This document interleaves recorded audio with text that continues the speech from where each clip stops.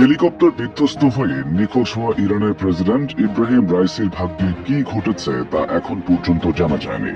ইরানের সরকার নিয়ন্ত্রিত সংবাদ মাধ্যমগুলো সর্বশেষ আপডেটে নির্বাহী প্রেসিডেন্ট মোহসেন মানসুরি এবং পূর্ব আজারবাইজান প্রদেশের ইসলামিক বিপ্লবী গার্ডের কমান্ডার আসগর আব্বাস গনিজাদেহের বরাতে জানিয়েছিল, রাইসিকে বহনকারী হেলিকপ্টারের সন্ধান পাওয়া গেছে এবং ওই হেলিকপ্টার থেকে দুজন ব্যক্তি তাদের সঙ্গে যোগাযোগ করেছে।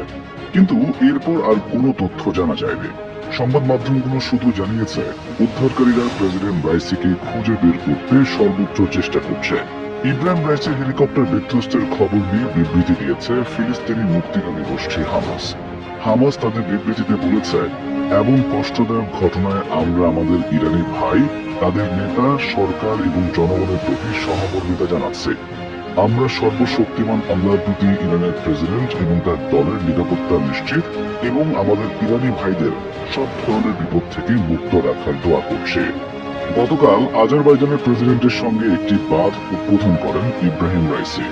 এরপর সেখান থেকে হেলিকপ্টার যোগে ইরানি প্রদেশ পূর্ব আজারবাইজানের তারবিজ আসছিলেন তিনি। তার সঙ্গে ওই একই হেলিকপ্টারে ছিলেন ইরানের পররাষ্ট্রমন্ত্রী হোসেন আমির আব্দুল্লাহিয়ান। এছাড়া আরো কয়েকজন উচ্চ পদস্থ কর্মকর্তা একই হেলিকপ্টারে রাইসির সফর সঙ্গী হয়েছিলেন।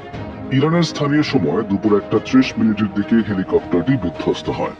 এদিকে প্রেসিডেন্ট রাইসিকে বহনকারী বিধ্বস্ত হেলিকপ্টার থেকে সিগন্যাল শনাক্ত করা হয়েছে বলে জানিয়েছেন বিপ্লবী গার্ডের এক কমান্ডার। এছাড়া হেলিকপ্টারের এক ক্রুয়ের মোবাইল ফোন থেকেও সিগন্যাল পাওয়ার তথ্য জানিয়েছেন তিনি।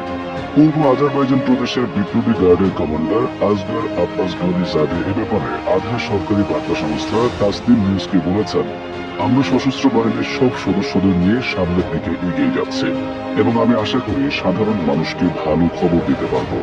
ওই এলাকায় এত সংখ্যক সেনাকে জড়ো করা হয়েছে যে আর কোনো সেনার সেখানে জায়গা হবে না বলে জানিয়েছেন এই কমান্ডার। তিনি বলেছেন, আর সেনার জায়গা এখানে নেই।